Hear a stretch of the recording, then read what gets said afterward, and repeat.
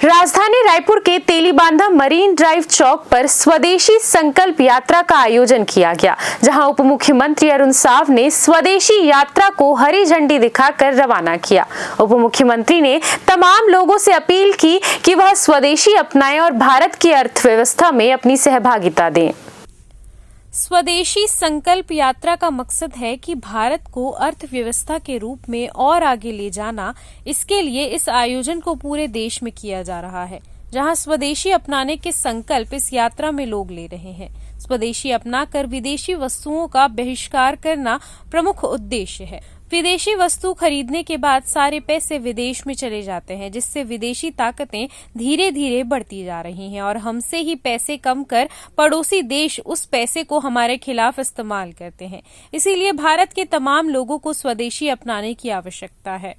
स्वदेशी संकल्प यात्रा की हमारे देश के प्रधानमंत्री ने संकल्प लिया है कि हमारी अर्थव्यवस्था भारत देश को बहुत मजबूत करनी है। अभी हम जैसे कि 2015 के पहले देखें तो हमारी अर्थव्यवस्था 13वें नंबर में थी और अब 4थे नंबर में। कहीं न कहीं हमारे भारत देश के प्रधानमंत्री की ये इच्छा है कि हम 3rd पोजीशन में आए और तब आ सकते हैं जब हम घरेलू वस्तुओं को ही बढ़ावा देंगे, लोकल का ही प्रोडक्शन करेंगे, लोकल वाले खरीदेंगे। कहीं न कहीं टैक्स के रूप में जब हमारे पास पैसा आएगा तो भारत की अर्थव्यवस्था मजबूत होगी। इसलिए ये 2500 किलोमीटर पूरे छत्तीसगढ़ में रथ यात्रा का प्रारंभ किया गया है और हम उम्मीद करते हैं कि पूरे छत्तीसगढ़ में इसका बहुत बड़ा एक रथ यात्रा का किन किन चीजों का लिया जा रहा है कि ये सब चीजों को हमको परचेज करना है। हमारा जो संकल्प है लोकल वस्तुओं को, जैसे कि लोकल के जो भी प्रोडक्ट हो, पापड़ हो, अगरबत्ती हो, साबुन हो, जो भी लोकल बनते हैं उनको लेना है। क्योंकि अगर हम लोग देखें तो हिंदुस्तान लीवर लिमिटेड आता है, वो हिंदुस्तान लीवर लिमिटेड नाम लिखा हुआ है, लेकिन वो देश का नहीं विदेश का प्रोडक्ट है।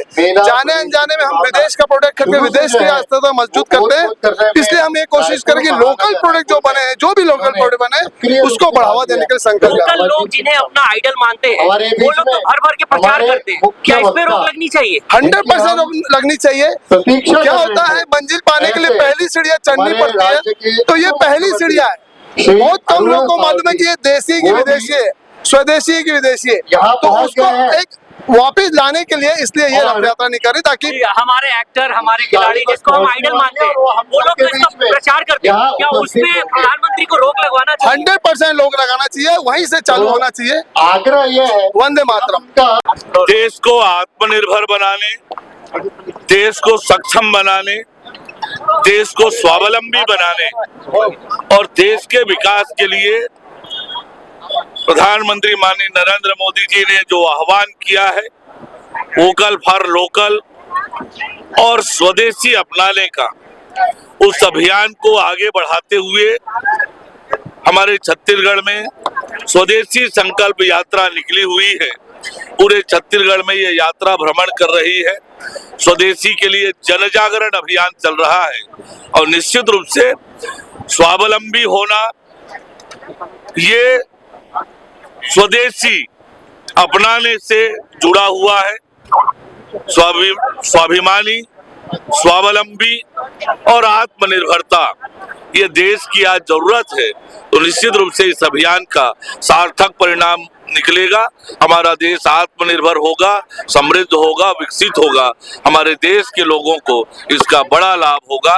इस अभियान की सफलता के लिए मैं बहुत बधाई और शुभकामनाएं देता हूं। सर, एक तरफ तो अभियान के लिए यहाँ यात्रा निकाली जा रही है, मगर दूसरी ओर जो हमारे आइडियल है, बड़े बड़े एक्टर है, क्रिकेटर है, वो विदेशी प्रोडक्ट का ऐड करते हैं। देखिए, ये जन जागरण अभियान है, सबको जगाने का काम कि सब लोग स्वदेशी के महत्व को समझें, स्वाभिमान को समझें, आत्मनिर्भर भारत के निर्माण में सहयोग करें। उसी जन जागरण का ये अभियान है, ताकि सब लोग स्वदेशी की प्रेरणा लें और हर घर स्वदेशी बने।